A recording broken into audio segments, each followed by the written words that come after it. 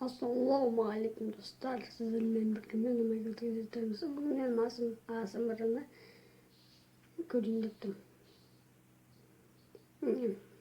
Kazinak art mühendislerini şikayet edildi. Bastır.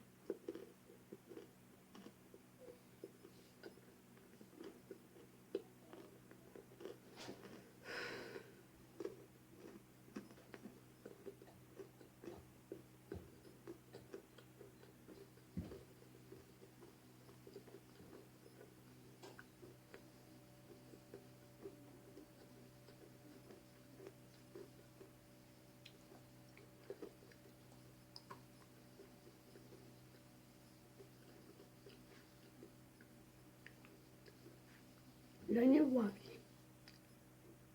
Bananın atlasını.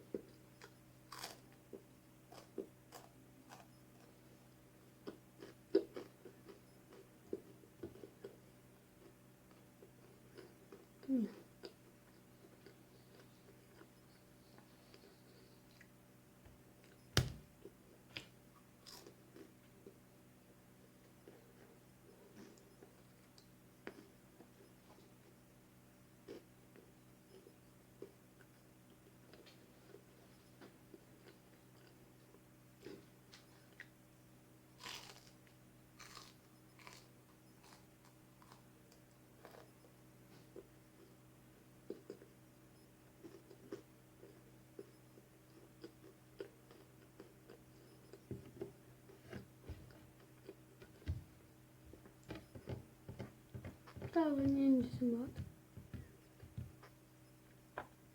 Kazinak için.